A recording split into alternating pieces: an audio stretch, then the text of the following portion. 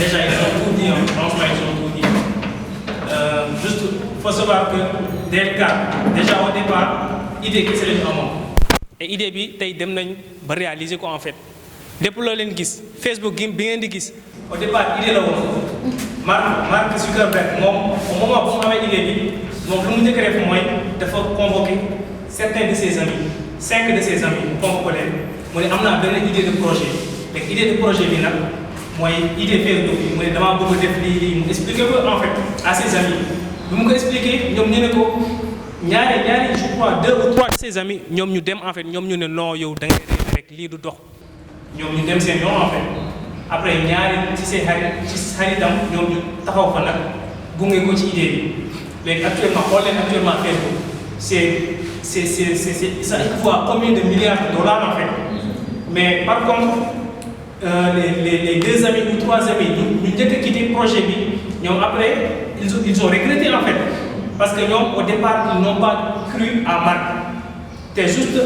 leçon bu ñu ci war a jàng mooy aucune idée n'est bête nit comme genre lépp loo xalaat nga bëgg ko defal le tout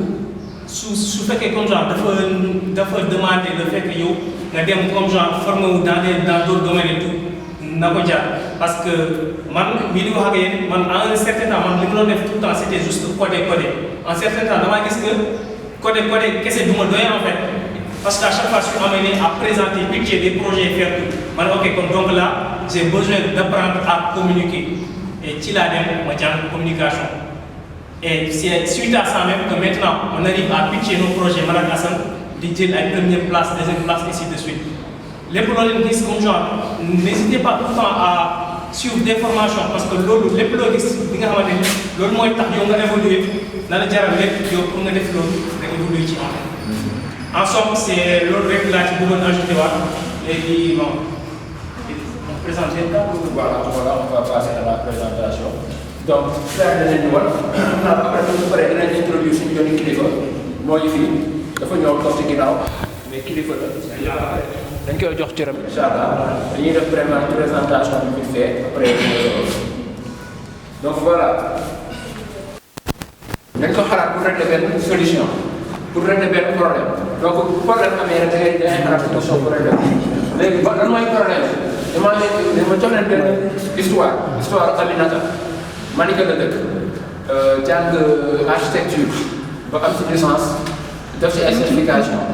léegi moom mu décidé lancer wu dans l'entrepreneuriat def décoration d'intérieur comprendre ngeen mais Aminata dafay bloqué bon dëkkandoo bi ku mu décoré ba kontaan ñëpp xam nañ ko mais dafa bloqué xam nga moo tax mu bloqué ñi nga xam Malika rek lay yem donc Aminata tey jii mënul xëy dal ci benn marché 1 million 2 millions par exemple mënul xëy am benn client bu dëkk Sacré-Cœur wala Almadies million na ko décoré ko sama intérieur ba fay rek benn 2 millions xam na moo ko xañ lool amul réseau loolu réseau c'est pas élargi ñi ko xam rek ñoo ko xam bu dugalee statut par exemple WhatsApp wala Instagram ay contact am ñoo koy gis na ko naaj continue gis mais loolu ça c'est pas vie donc ce qu'il faut Aminata mooy réseau léegi pour mu am réseau bi si leen créé DLK jox ko léegi fekk DLK fexe nañ ba moom ay utilisateurs yu bëri partout à Dakar léegi su ko defee Aminata bu jëlee ay prototypes de décoration bu ñu ko DLK comme en tant que catalogue même nit bu nekk Almadies bu amul compte bu Aminata mais bu utilisé DLK comme Aminata day mën a gis catalogue Aminata il va que tiens kii moom les 38 bu bësee plus d'information dina dem di remonter avec l'application di remonter ba am compte bu Aminata wala entreprise Aminata fu mu nekk su ko defee dina mën a créer foofu benn lien donc là on parle de réseautage mais dañ koy def sous format réseau social donc ñun suñu vision loolu la solution boobu noonu la ñu andi pour régler problème comme Aminata léegi tournée bi ma jël mooy Aminata jàpp leen Aminata y en a plein ci banlieue bi yoo xamante ni mën nañ ñii ay menuisiers lañ ñii ay soudeurs métalliques lañ mais amuñu réseau pour étaler seen produit wala seen service yu ñuy def pour nañ avancer. dem fi may dem maître laa fay fekk wala fi may dem benn expert laa fay fekk Assane wax na ko sànq par exemple ñun c'était ça notre défi ñu teg même si ak benn nit lañ koy def mais nañ ko def de manière très humaine nit ki xam ne kat par exemple kii day def rek te yàlla tax quoi après amul dara lu mu ciy xaar amul dara tamit loo xamante ne daf ko ciy gagné en retour par exemple c'est donnant dañ leen di jox yéen ngeen jox te li ngeen di jox moo ëpp muy seen temps seen présence seen affection et cetera. Man nag je m'appelle Ibrahima Gueye Ndoye, plus connu sous le nom de Majwidi, parce que mooy sama tur bi nga xamante ne moom la gars yi di ëpp lu ñuy wax. dañuy kontaan trop ci bokk ci genre initiative yu mel nii parce que DL4 mën naa ne innovation la mën naa ne it mbir la bu nga xamante ne ku ci nekk ci ñun war na ci mën a jàpp parce que ay jeunes ñoo ko tegal xëyul rek jub am na histoire peut-être après ci speech bi gars yi dinañ ci dugg wax histoire bi fi mu jógee di tax mu sosu ak di ko sos et cetera et cetera. di leen jaajëfal bu baax a baax sax bu koy partager peut-être lii gën a mën a tax sax ma am expérience bokk ci genre communauté yu mel nii peut-être yàgg naa di ko bëgg mais j'avais pas eu la chance wala ma am peut-être opportunité du ñàkk parce que je travaille dans le milieu mais à chaque fois boo bëggul di emprunté wu toujours ci affaire yi après da ngay mujj nekk ci gannaaw te nekk ci gannaaw baaxul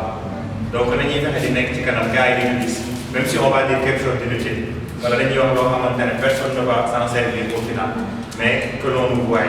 et que l'on parle et que les gens comprennent ou ne comprennent pas c'est pas notre problème. Objectif boobu lañ ci am développer quelque chose pour les banlieusards d'abord parce que banlieue lañu nekk même si mag moom juddoo ñu fi wala keneen ak keneen ak keneen mais fii lañ màggee fii lañ yaroo. fii lañ amee expérience bi am yëpp kon c'est un partage c'est pas quelque chose de grand affaire bi fi am nii du lu ngan du lu rëy du lu extraordinaire lu waroon am la am na après dañ koy sant yàlla bu baax sant nañ leen yéen ñëpp salaamaaleykum ñu ngi leen di nuyuwaat beneen yoon di leen jaajëfal parce que comme suñu sacerdoce ñun moom mooy nous sommes ambassadeurs de la jeunesse. des télévisions scolaires. Vous avez atelier également, donc animé. Voilà, pour ceux aussi qui sont dans le laboratoire, la piste de parole, tout cela. L'agriculture,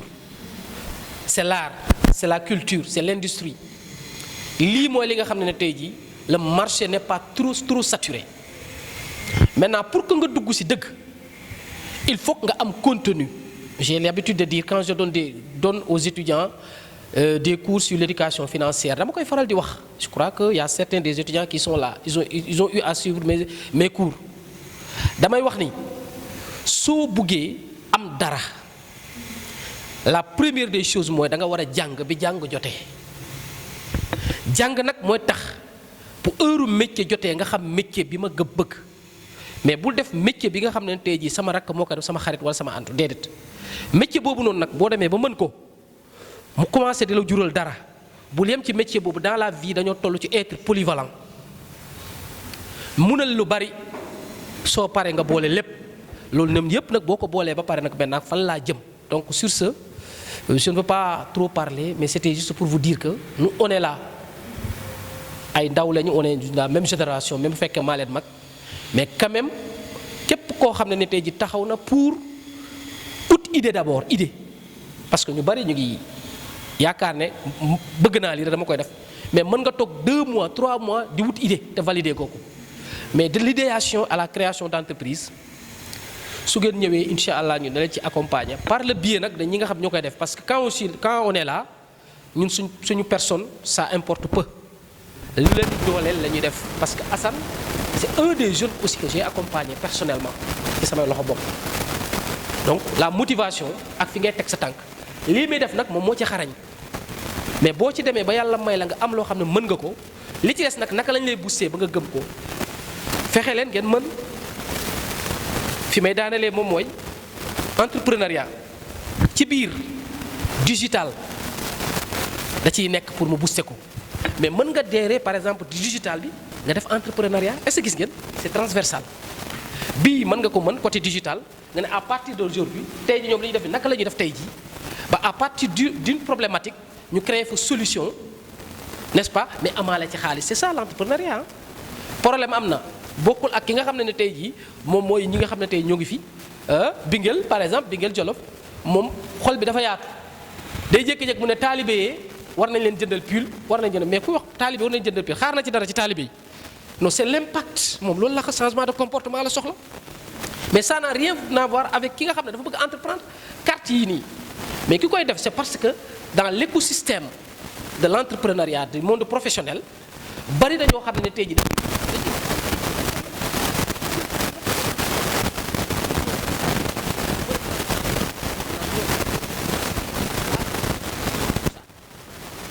sur ce je vous dis merci beaucoup pour l'écoute ñu ngi leen di jaajëfal j'ai abusé de votre temps may wax ngeen may déglu quand même fayuma leen ngeen di may wax rek ngeen déglu concentré comme ça maa ngi jéggalu de ak dafa sew quoi.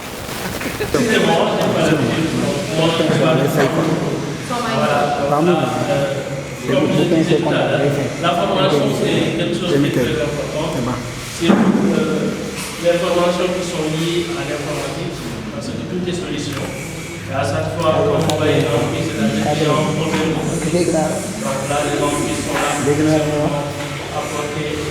des solutions. Vous aussi, vous pouvez essayer d'apprendre pour avoir des solutions. Vous allez rencontrer des personnes qui vont vraiment tout simplement essayer de mettre des applications. Donc là, si vous avez une initiation, vous avez un coup de pouce pour continuer. Voilà, c'est seulement l'initiation, donc n'hésitez pas à continuer. Je remercie pour votre accompagnement. Je vous remercie de prendre la parole et c'est fier de vous.